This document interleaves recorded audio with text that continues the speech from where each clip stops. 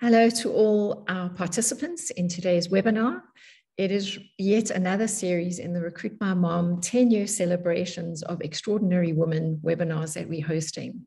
And today I have the extraordinary privilege of hosting Lindile Xoko, who is the Chief Revenue Officer at Primedia Broadcasting and Chief Entrepreneur Officer at Eden, a digital platform that helps entrepreneurs and small businesses manage and grow their businesses.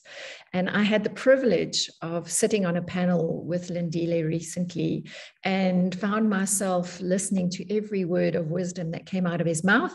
I then bought his book, which is the Young Entrepreneur's Playbook, Using Failure to shortcut success, and it is full of notes and highlights. But today we are talking about what's not to love about failure and how failure and success are intrinsically linked. So Lindile, I want to say a great big welcome to you, and what an honor it is to have you here today and to speak to you. Thank you so much, Philippa. If I may start by this, which is, I think, the timing is absolutely incredible, but a happy Women's Month to you, Philippa, as well as all of your listeners for the webinar. And secondly, congratulations on a wonderful milestone of 10 years of Recruit My Mom. I think it's an amazing feat. Thank you, Lindile. I think as an entrepreneur, as a fellow entrepreneur, you will fully understand the milestone of 10 years. So I really appreciate that. Thank you. So Lindile, let's get straight into it. Let's start talking about the fear of failure. And the question I have for you is, in your opinion, what makes us fearful of failure? And does our culture play into that in any way or form? So starting with the first one, thank you. I think it's a wonderful question. So what makes us fear failure is, one, an ultimate fear of disappointment in the outcomes, achieving an outcome that we're essentially not looking forward to. And the other thing is fundamental. It's also considering failure to be a destination. I think that's where we also go wrong, Philippa, in that we think that failure is a destination, that it's the ultimate outcome, which is it's not. In my personal view, I look at failure as a stepping stone towards a particular outcome. And therefore, the outlook of how you view failure is critical to how you can use it for success, and which is what I talk about in the book. It's not an outcome. Failure is not an outcome, but it's a stepping stone towards something else as an outcome. So it looks, one must look at how do you view failure. So from example, from my point of view is, what can I learn from the outcome that I was not looking for example, failure. And then I'll take that and iterate what it is that I was trying to achieve, so that I can still continue to the outcome that I'm looking for. And my life has been underscored by a lot of failures, even day to day. Even today, earlier on today, I had a couple of failures, but I muscle through in terms of what can I learn from it, because I evolve as a human being and as the person that's looking for a specific outcome. So one is, how do we use failure and how do we look at failure? That needs to change. In terms of culture, which is the second part to your question, Philippa, I think I'll answer culture in two contexts. One being an organizational context, and one being a fundamental to who we are in terms of that culture. So I'll start with the business. I'm in a fortunate position that I lead teams towards specific outcomes. And therefore, the organizational culture that I employ in the organization is also looking at how we view failure. And it's the same as I've answered the first question is, we then employ a fail-forward culture in that we don't discourage failure. In fact, it is encouraged. It's encouraged because we know that there's a lot of lessons from failure, and that can teach us towards a specific outcome. In my personal life, failure has been my best teacher, and adversity and failure have been my best teachers. And in business, quite similarly. So how we then embrace failure is to say, fail fast, but fail forward so that you can learn from it and we move on to that particular outcome. So, and how we inculcate values and culture in business is critical in embracing culture. Now, more pointedly is, does culture have any bearing in terms of how we look at failure? In a way, it does. If I have to be honest, it does, because it also speaks to our upbringing. In more conservative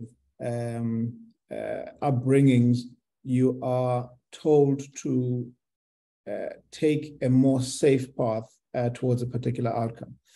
And that a lot of people will relate to these things that I'm going to talk about to you now, in that we're often told that have something to fall back on. Have a degree and therefore have something to fall back on. That's someone who fears failure if you've got something to fall back on. Choose a career and go and work, seek employment, because they know that entrepreneurship and business is the riskier of the two, and therefore maybe you must seek employment. And the terms that people usually use when it comes to employment is stability. That's also a symptom of a fear of failure. So in how we've been raised and brought up, we've been taught to fear failure, and that failure is a bad thing. So it does actually, even from a cultural point of view, speak to that. But as I said, failure is not a destination, and it's not something that we need to fear. And once you arrive that failure is actually there to help you along in life, I think you'll do better, both in career, both in business, as well as in personal life. I think failure is a critical instrument and a very powerful instrument that you can empower yourself to get to the destinations and outcomes that you seek in life. Sure, that was a great answer, Lindile. I'm listening to you as both a parent and as an entrepreneur and running an organization. And it's so interesting as you're speaking, just some of the things that resonate in terms of how either I was brought up or things I maybe have said to my children. So I think that's a very, very wise answer. So thank you for that. As I said to the people watching today with us is just how much I enjoyed your book. And so I'm going to use some of your quotes from it. And one of the quotes that I pulled out was, even failure is extremely useful if you know how to use it. I'm going to just repeat that. Even failure is extremely useful if you know how to use it. And when I read that, I was thinking about how many people in the past, particularly the last 2.5 years, have suffered great setbacks. And some can be left with a feeling of failure if milestones haven't been reached, or if one's mindset of what success looks like at a certain point in your life have not been reached.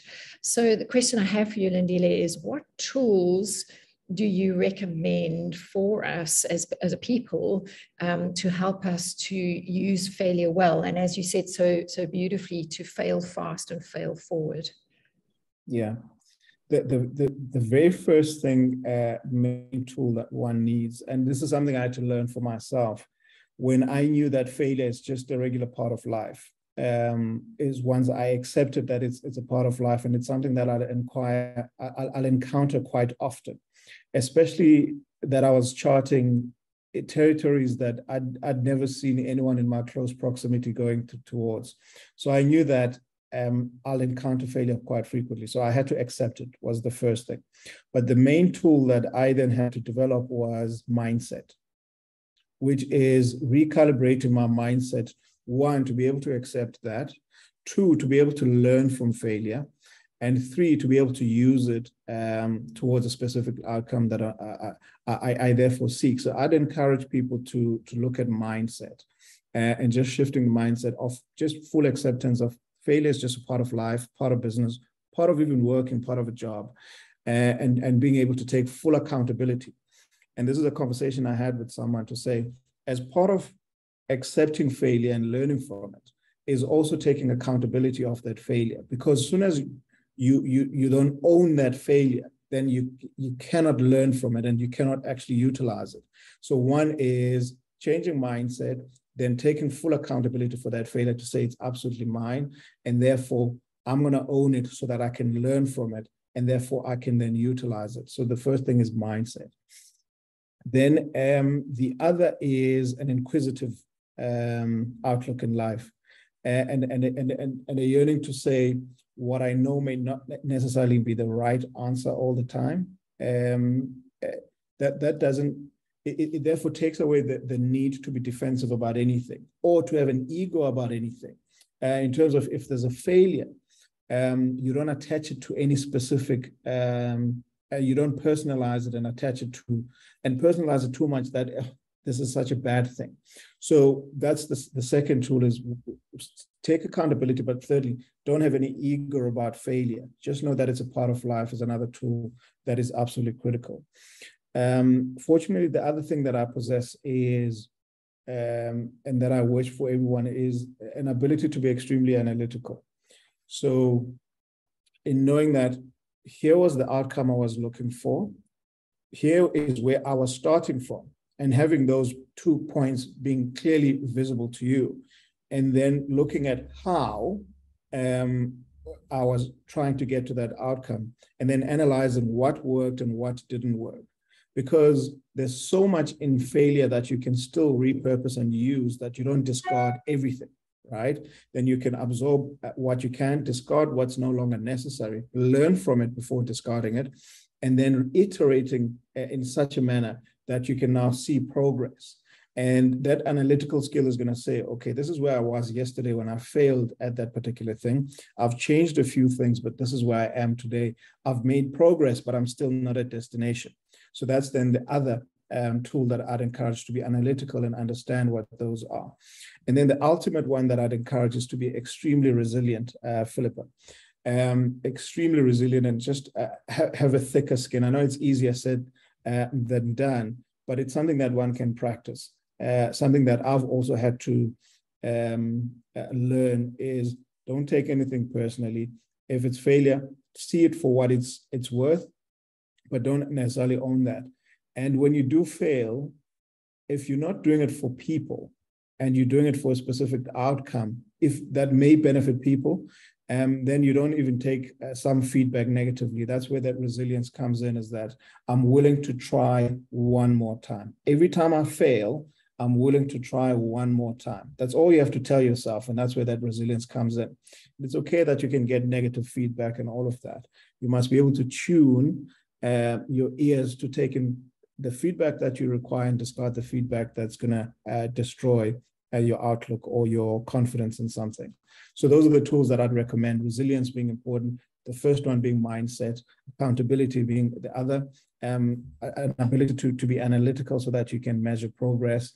But resilience is absolutely critical, especially if you are a person who's ambitious of making a difference, either in entrepreneurship, through the workplace as a career person, or generally through life, where you're trying to make a positive change, be it community, social, any of those type of things, Philippa. Yeah, that's again such great advice. You know, I think about when I started RecruitMyMom, and you know, I was failing in the first time at launching, but I knew where I wanted to be. I knew what I wanted to accomplish with creating RecruitMyMom. So I knew the destination, and it took a couple of paths. And I failed a couple of times, but I got there, you know, and you're right, it is about resilience. And again, you know, I hope that for a lot of our younger viewers today that are watching this video as well is to get a thicker skin. I think that's really good advice. I think when you're younger, you possibly don't know that yet. To build resilience and to build a thicker skin. But when you're passionate about doing something that's going to change the way things are being done for the better, it's going to take those skills, particularly the resilience and the accountability and the analytical skills that you speak of. So thanks, Lindile. That's great. Yeah, if I can maybe just to your point that you've just made, the other is personalizing things, and that's when the ego comes in. When I was much younger, I would think of the significance of my being versus the significance of the universe. And therefore, you see how significantly insignificant you are. And therefore, you shouldn't take these things personally because they happen to everyone. Because if you look at the galaxies and the universe at large and all of that, and you think that you are merely but a speck of dust in the greater scheme of things. So who are you not to fail? But also inversely, who are you not to succeed? And then connecting those two things is that if failure is a part of the process, why don't you use it to get to the success that you're looking for, so that you also don't take it personally and you don't have any ego about it as well. And that's how one, as an advice I give to young people as an advice, is that build resilience by not taking yourself too seriously, or not thinking that everything starts and ends with you as well. Yeah, that's great. I think that's really good. So I have another quote. And if you haven't read the book, please get it because it's full of fabulous quotes. How much you will succeed is directly proportional to how much you're willing to fail. I think it speaks a little bit to what we've just discussed. So I'm going to just read it again. How much you will succeed is directly proportional to how much you are willing to fail. So based on that, why is it so important for business leaders to hear this? And in fact, anyone, even job seekers, which is what we deal with a lot, where you're in this job market and you're needing to put yourself out there all the time, and you do come up across failure. So if you could talk to that, Lindile. Thanks for that, Philippa. What I love about business, I'm passionate about business and the mechanics that makes for sustainable businesses and growth. And why I love it is because business is an exact science. And there are principles that guide the outcomes and outputs of what we do. And if one can just learn what those principles are and work at them consistently, the outcomes are about guaranteed. So it is an exact science. I coined that when that exact term that ended up in the book. I was 23 years old, and I'd started with mates of mine a business that ended up having some marginal success and then ultimately failing quite massively.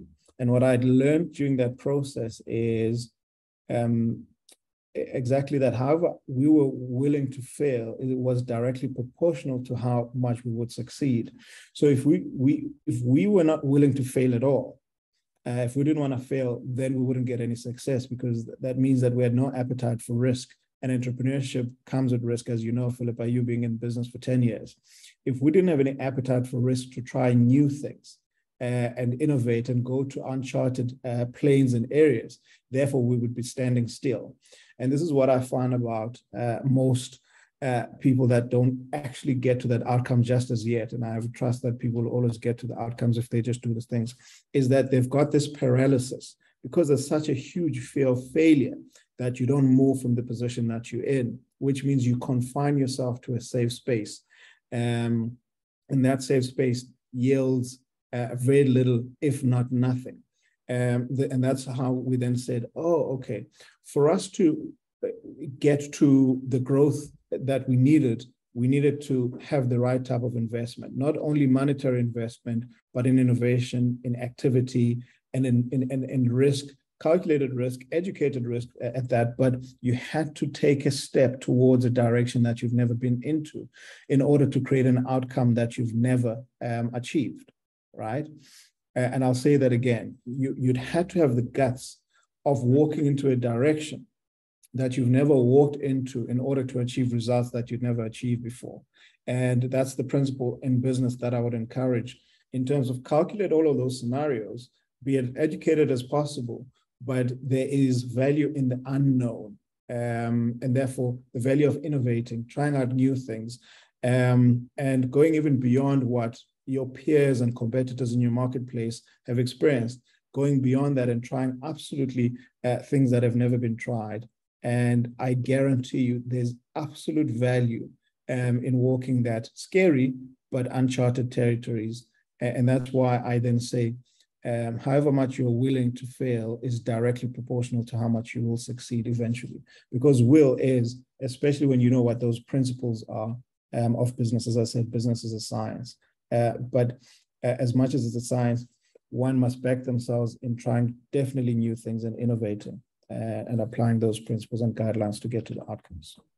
Yeah, absolutely. I mean, it's so evident that if one doesn't then take that risk, then, as you say, you end up in a safe space, which is not always a good place to be when your competitors are around you or moving, or people around you are moving ahead.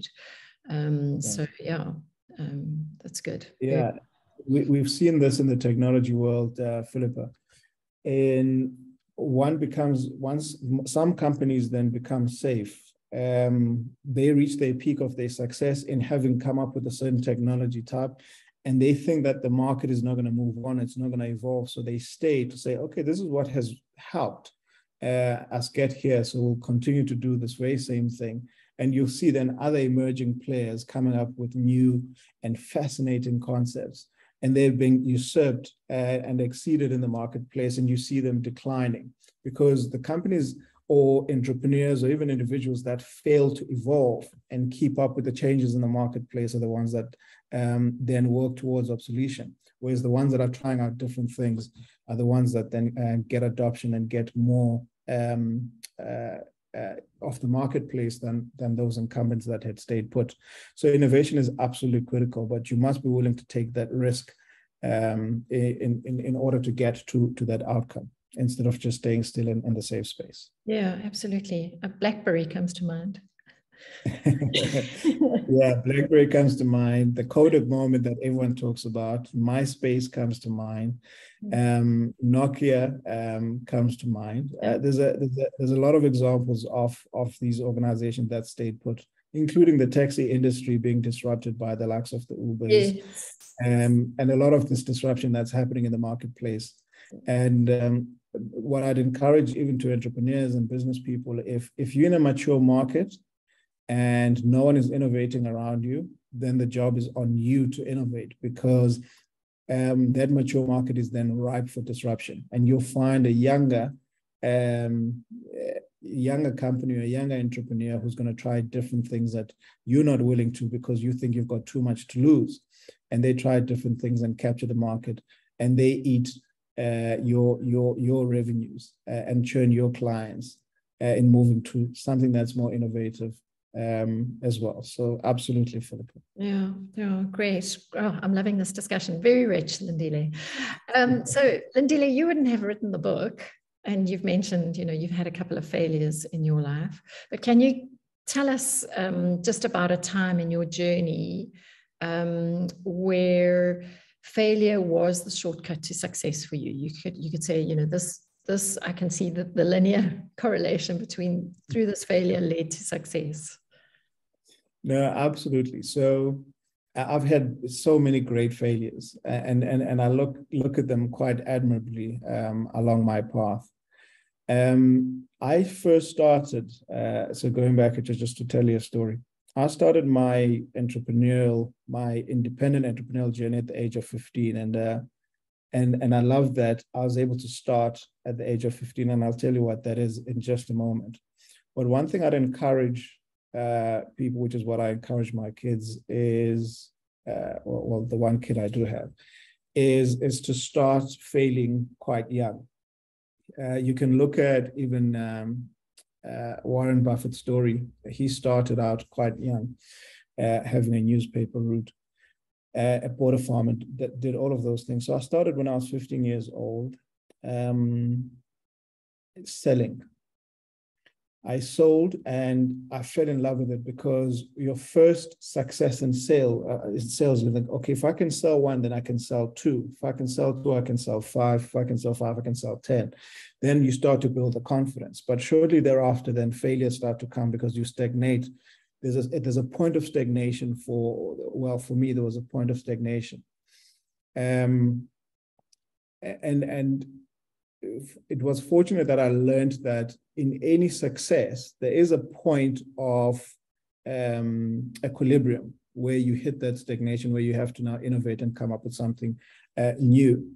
And that happened when I was then at university, I would have to sell cell phones and computers to make ends meet. But that difficulty that I had, because I didn't have money, my pocket money was just $100 for everything that I had for my entire life. That's for school fees, for rent, for everything. That difficulty that I had to turn it around and find ways of being able to supplement my life in a way that I can then progress in life, which then happened. So I turned a failure or a difficult position into success. So I was then informally selling cell phones and building computers while I was studying engineering. What then happened was nearing the end of my studies, I mentioned Nokia when I mentioned some of the organizations that were disrupted by Apple, for example. I was then hired by Nokia at the height of their success, so I know that. So what was a means to turn around a difficult situation ended up being so good that I was then employed by Nokia as one of their engineers, and did that so successfully at the time that within 6 months I was working for them, and then I got a promotion from them. Then life progressed. I was then hired by a company that needed me to build a technical center for them using my knowledge. So then you start to connect the dots of what was an exceptionally difficult situation, me trying to hustle, doing something informally. Because I was consistent at it, it became formalized, and I became so good at the formalized because I'd done it informally. So I had a lot of experience in it. I was then hired by an organization to now build a technical center using all of those skills that I had. And the combination that I had was I had the formal education supplemented by informal education. The combination of those things, and especially the failure that taught me those skills, landed me there. That when I was then 23, I then founded an organization, a company, using those skills. So I progressed quite quickly. Then when I was 23, I then started a company that ended up employing a considerable amount of people, yielding a great revenue and a bottom line because of those failures. But even in between that, there were failures and iterating as I was learning and growing. And then ultimately, as I said, I'd tell that story. Then ran that organization from the age of 23 to late 25. And that completely crashed, that organization, in terms of how we were exited from that business.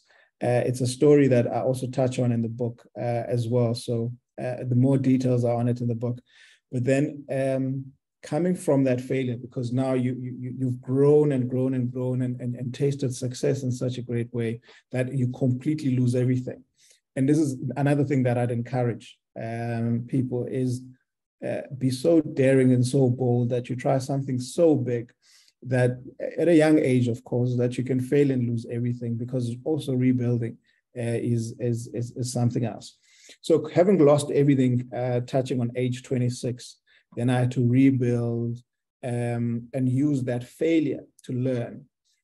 I then went on to study, Philippa, an MBA abroad at the University of Birmingham.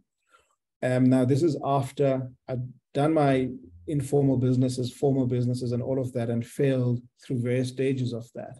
When I was studying then my MBA, and they were teaching us all of these models and frameworks and all of these, I could now connect the dots because I'd done it the other way around.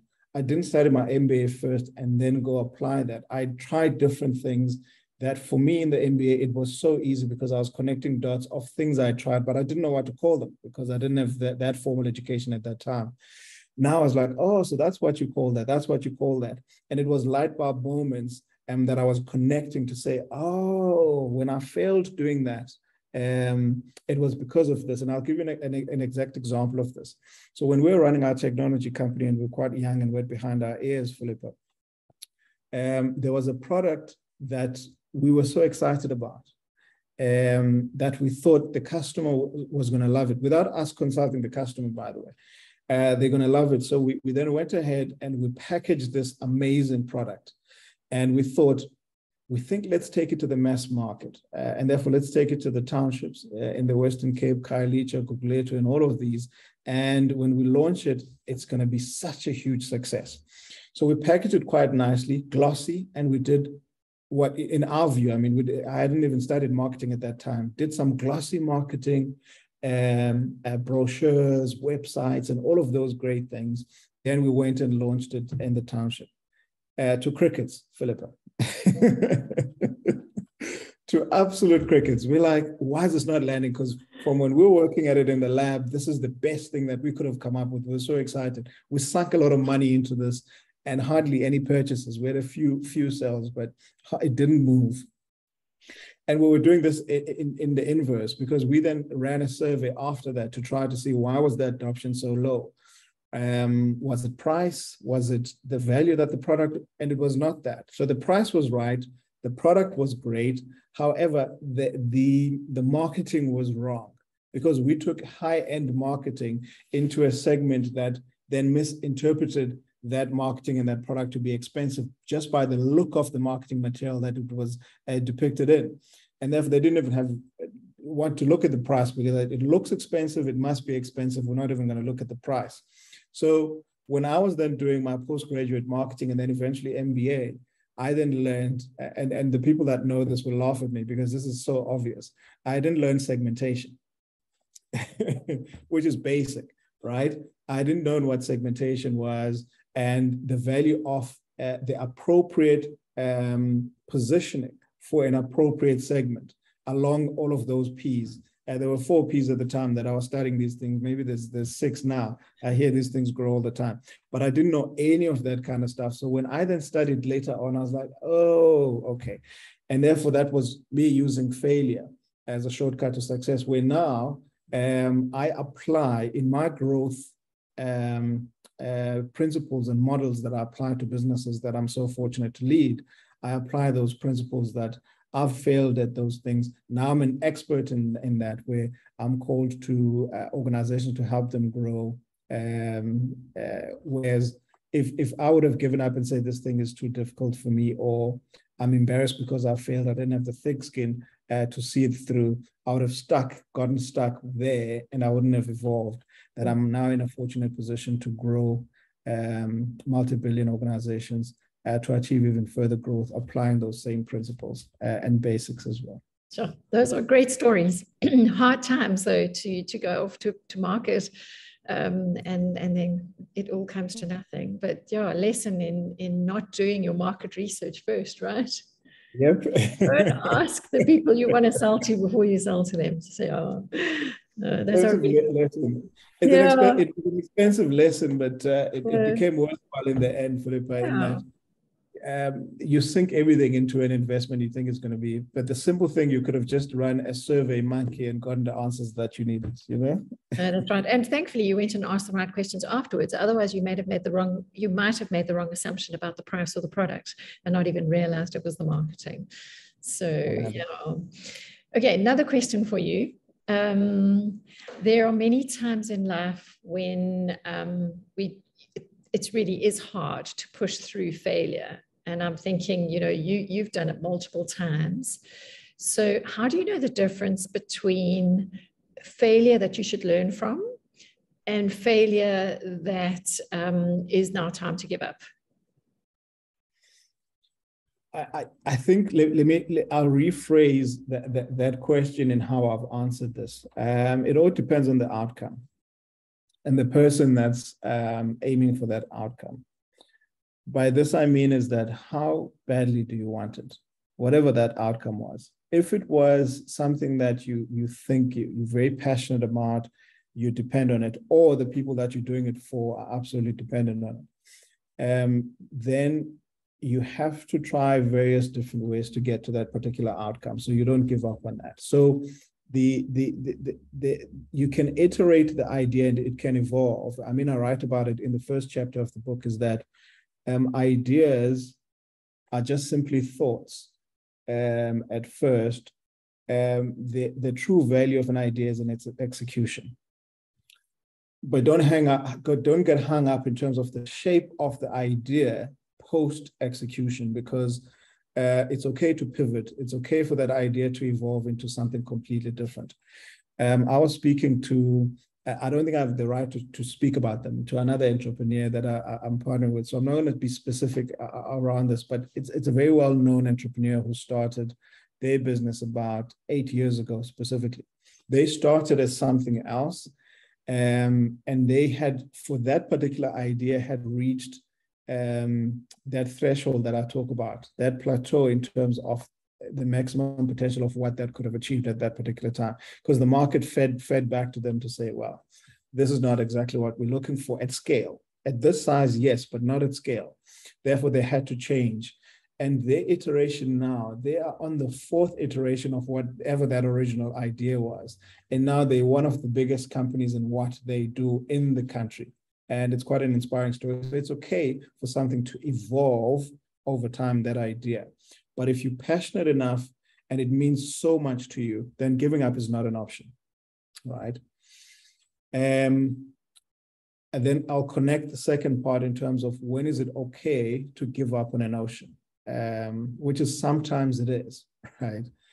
Is if the outcome is not necessarily the most, you don't need it all that much in terms of you driving towards a specific outcome. And you've sunk so much into this thing that it now has a risk of absorbing you completely and taking you down with it. I think that's when the skill of knowing that perhaps this is not the right thing for me necessarily, but let me try something else. And that's where that resilience needs to come in, is that, okay, I think it's now for me to cash in at this particular point and try something else, because perhaps this is actually not the right thing or the right path for me. And it takes it takes a certain maturity to be able to get to that particular point, because I have seen certain scenarios. Even, in fact, let me use myself as an example. I started my journey as an engineer, as I've said. But as you said in my introduction, that I am the chief revenue officer of a media company. So, so that tells you everything. So I'm using myself as an example, is that, and that journey of engineering is, and let me tell it frankly in terms of how that happened. Because, and I suppose also, and engineering is not a bad thing. I still love engineering. I still apply my engineering principles to today. Let's not be rude to the engineers, shall we? But here's how it then happened. That is perhaps lack of career guidance as well, in that you're good at mathematics, you're good at science, and little else from what we can see. And therefore, we think that engineering would be the best thing for you. And I therefore fantasize about engineering, and I loved it, breaking things apart, rebuilding them, and all of that. So I then took the path of engineering. And as I told in the story, I went heavy into that world up until I then saw, for me personally, is my entrepreneurial angst is now taking over more of that particular ability. So I first found a way of using my engineering to spur my entrepreneurial ambitions, which was great. But then I then saw that I'm actually more passionate about the mechanics of business completely from end to end, not one side of the business that just speaks to value proposition alone or coming up with exciting engineering products, but then connecting the humanness. So what personally drives me is what I do, how does it connect and add value to another human being, number one. Then how do I take that from conception, to development, to distribution, to marketing, so that all of those elements of business facilitate that transaction happening of value gap to value provision, and those things then getting married together. I then, as I said, I still use my engineering skills. I then thought that, fine, I love my engineering skills. I'll always use them for the rest of my life, But as an engineer in my own personal capacity, that'll limit me in order to understand that human connectedness of connecting value to a value deficit. So that means that I then had to make that difficult decision that I've personally reached my own ceiling when it comes to my engineering journey, to be an engineer, senior engineer, and all of those type of things. And this is the path that I then prefer, which is my calling. And my calling is to create sustainable growth for organizations over the long term. That speaks to all of the elements of business. That speaks to the systems. That speaks to the people. That speaks to the value that we provide. That speaks to the clients, and understanding that microcosm that makes for sustainable organizations. And therefore, that's how you that know. It's also just connecting it to purpose and a higher purpose than yourself, in terms of perhaps this journey stops here so that I can continue to pursue the bigger purpose and the bigger calling. That is my life. That's great. Yeah, I think we could have a much longer discussion around purpose and calling, and the impact that has in terms of our entrepreneurial journeys, or our business journeys, or even our work journeys. And but we'll leave that one for another day, shall we, Lindile? That's going to be a long conversation. Yeah. So Lindile, just you've shared so many nuggets today, and it's just it really is a rich, as I say, a rich conversation. Just, given the need in South Africa at the moment, particularly, and in fact in Africa, for entrepreneurs, entrepreneurial thinking, how can we foster a propensity for risk? Is it, how is that possible? Can one foster that? I mean, I think it is, given what we're discussing, but could you unpack that a little bit for us? Yeah, I think, Philippa, let me start by saying entrepreneurship and business is the one faculty that we need more of in South Africa, as well as the continent at large, because from an economic point of view, from an employment point of view, from connecting all of those things that will progress us as a country and as a continent, we need entrepreneurship. It's the one main thing that we do need.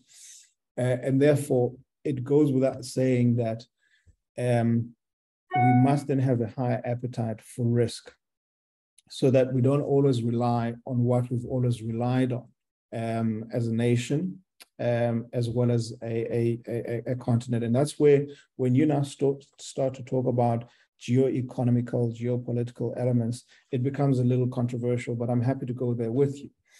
In saying that, a few years ago, before the lockdown and before the pandemic, the small business sector contributed about 35% to the GDP. And one might think that's significant, but when you look at comparable emerging market countries, where that benchmark essentially needs to be is about 55% to 60%, because then small business sector provides the most number of jobs in the market. And therefore, we are extremely under-indexed as a country. And you'll find that throughout other African countries as well, that we need to formalize that small business sector, because it does so much for the country and the economy and employment. Especially when you look in this country that now we're sitting at close to 35% unemployment and close to 74% youth unemployment of youths between the age of 15 and 34. So that in itself is another pandemic that we're going towards, because it's a highly troubled economically when you now unpack and lift all of the indicators and just get beyond the humanity of the things that we're going through. Is that, Philippa, there's more than 11 million people that tonight are going to go to bed without a meal. That in itself is a risk. So which risk would one be willing to take? The risk of not having food on the table, or the risk of trying something they never tried in order to secure that future? So I think it's absolutely fundamental and critical that we must now be more willing to try new things, to innovate, to create, and it's okay to start where you are. You don't have to wait for, there isn't a destination or a day where it's all going to click in and work. Start where you are with what you have or with what you don't have. And as I've said in this great conversation I've had with Philippa, even with nothing, you can start by selling something, whatever it is that you sell, or providing a service to someone, be it with your physical hands, if you don't have a physical product to go sell, or trying to work something out and coming up with a product to sell. And we must get into that culture of knowing that selling is a fundamental skill that every single human being must have. And I'll tell you why I say that. Because even if you're an employee and you're looking for employment, you have to sell your skills to a potential employer. And therefore, you have to have the ability of selling yourself well enough so that you can connect yourself to the right employer. And on top of that, for the right amount of remuneration so that it's a fair exchange. So sales is fundamental to everything that we're doing. And therefore, also selling requires for one to be thick-skinned and be able to put themselves out there, even if it's uncomfortable. I was, Philippa, I'm trying to remember the age I was, but I was in primary school. I must have been maybe 12 to 13 years of age, where we would get raffle tickets from the school that we were at. And most kids at the school would just go to their parents, and each raffle ticket was R5. And they'll say, look, just pay for the whole thing so I can just take the money back to the school. What I would do, because I didn't have that advantage, I'd walk and pound the streets until that entire booklet was sold of those raffle tickets. That means that I had more no's than yeses. And it would take me maybe an entire week, because out of every 10 doors, I'd get one yes, but I'd always be looking towards that one yes. So you must always be willing to put yourself out there. And that's why I'm saying embrace failure, because you're going to get a lot of no's. You're going to get a lot of people that are saying, you're not good enough, you can't do that, that's not possible, and any of that kind of stuff. But if you don't absorb the noise and you're willing to say, if I try and it doesn't work out the first time, I'll do it again. I'll try again, and I'll keep on trying until it works. There's one principle in life that I can guarantee you. If you try it enough times, you will eventually get a breakthrough. The only thing is just to get outside your comfort zone and just keep on trying. That's where that resilience is coming in. And therefore, as a nation, that's where we need to get to, because if nothing changes, I'm afraid it's not a great picture, because things are going to get progressively worse from here on out. And we cannot rely on politicians. We cannot rely on government to help us. It is time for us to actually do for ourselves the outcomes that we need to look for. So even as a country, we must clean our own streets. We must figure out how to solve our own power. As long as we're still looking at ESCOM and the government, it's going to get worse and progressively worse if we're looking at someone else to do that for us. It's not up to us. We live in a beautiful country, in a stunningly beautiful country. And it's up to us to actually make it what we want it to be, instead of maybe sitting on the sidelines and hoping that there's a savior that's coming. There isn't a political party that we're going to vote in place that's going to change things overnight. It's all up to us to get to those particular outcomes. And we must remember that government, Philippa, is an employee of the people, right? It's an organization that we vote for, that we put in place. They all bid and say their stories, and we select them to make to be in that particular position. And sometimes we look up to them. In fact, government should look up to the people, because we appoint them, and through our taxes we pay them. That's how we pay them. It's a transaction, and our service provider currently is not great. But I'm not going to jump on that soapbox. But therefore, we need to do these things for ourselves. Clean in front of your yard, figure out how to sort out our own power issues, and all of those type of things, and be really entrepreneurial in how we get around and do these things. And for us to take our country back to where we need it to get to, it's all up to us. No government, and there's no savior, no US or anyone is going to come and save us. It's all up to us. And therefore, we need to have a huge and high appetite for risk, because there's a lot that we need to do in order to get our country back to where we need to get it to. Yeah, absolutely. Sure. Yeah, well said, Lindile. And I really do agree with you. And I think it takes that sense of personal leadership and recognition of opportunities and just a sense of responsibility towards our nation, that each one of us can be making a positive impact and a positive difference, as you say, even if it's just in front of your house, cleaning your own street. So yeah, that's great.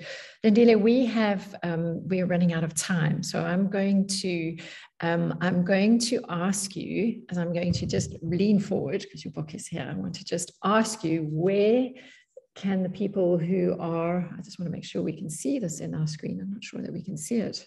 Oh, these wonderful screens, background screens. There you go. There we are. There we go. We're getting there. There. Oh my goodness, these backgrounds really do mess with the screen. There. Where we get our hands on this wonderful book of yours, I'm going to give up on the background, The Young Entrepreneur's Playbook. Where can anybody who would like to get a copy of your book get it? Well, firstly, thank you so much. I've really enjoyed this conversation and having this conversation with you, Philippa. Yeah, my book is called The Young Entrepreneur's Playbook, Using Failure as a Shortcut to Success. It talks about my stories and my journeys and what I've learned. And I've packaged it in a playbook type that one can use every single day. You can use it as a scrapbook, write in it, and create your own playbook. The playbook is not a strategy, but it's actually your day-to-day things that you can do to get to that outcome. You can use the book to define your own formula of success and using the learnings that you get along the way. The book is available at all exclusive books in the country, so you can pop in. If you don't find it on the shelves, because I've heard that in some others it's sold out, you can order there. You can request them to get a copy for you. You can get it at all the Wordsworths as well, locations. And for those that love to read the e-copy, the e-book, it's also available on Amazon as an e-book as well. So there's absolutely no reason that one shouldn't be able to get a copy. If you struggle to get a copy anywhere, you can find me on LinkedIn under Lindile Xoko. You can drop me a message. I'm quite responsive there. Or you can go to my website, which is lindilexoko.com. And be able to order the book there as well. That's great. Lindile, thank you. And congratulations on your book. As I say, I have really enjoyed it, and I've certainly played in the book as a playbook. And as we close, just any parting words of wisdom for our participants today, and we'll post the information about your book in the chat, but any of your parting words of wisdom we'd love to hear before we close today. It's a very simple one, actually. And as I say thank you, Philippa. It all works out. I think sometimes we all need to hear that, is if you just push through and you stick with it, whatever it is that you're trying to accomplish, I can guarantee you 100% of the time, it all works out. I want to encourage all of the young people, women and the young gents out there. I know it's difficult. It's extremely difficult. It's adverse. I'm living proof that one can come through extremely difficult situations as long as you just muscle through, stay true to yourself, and you work hard and you keep on pushing towards that outcome, no matter how many failures you get.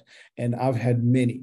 It all works out in the end, and you just have to keep on pushing and just believing in that particular outcome. I'll give you an example of, there's a stage when I was coming up, didn't have a car, riding trains, all packed. And there was a friend of mine that I was riding a train with, one of those in the mornings where everyone is rushing to work and people are rushing to school. I'm going to campus and I'm in a train. And it's packed, and there's people pouring outside of the train, and some people are on top of the train, and it's very, very difficult to have positive thoughts in that time. And I remember I was having this conversation with a mate of mine that I'm riding with, and I said, "Do you know what? I'll be extremely successful one day." And he says, "How can you tell?" And I said, "Just look at the glint in my eye." And by that, I was trying to tell them that it comes from within, it doesn't come from outside. And I said, I've got this fundamental belief that no matter what, I'll push through and I'll make it. And there was no reason for me to be positive at that particular time because I didn't have a cent in my pocket and I'm in this packed thing. there's nothing anywhere that says that I'll even own a car one day. And I said, you know what, I'll be extremely successful one day, because it comes from within. And I just want people to know that it all works out. Just stick with it. Just be consistent. Every time you fall, just get up one more time. That's it. Those are great parting words, and what an encouraging way to finish off this discussion today. So Lindile, I can't thank you enough for your time and for a fascinating, well worth the time discussion today on what's not to love about failure. So I want to thank you from Recruit My Mom and from my team just for your time, and from Recruiter Graduate as well, because we're representing the graduates here today. And yeah, just a really big thank you from the bottom of our hearts. And all the best with all the rest of your success, because I'm sure you're going to continue with many, Lindile. Thank you so much, Philip. I've really enjoyed the conversation, I've said, and I wish the best for absolutely everyone has the opportunity of listening to this a wonderful initiative of yours with this series of webinars. All the best to everyone. Thank you, Philip. Thank you, Lindile.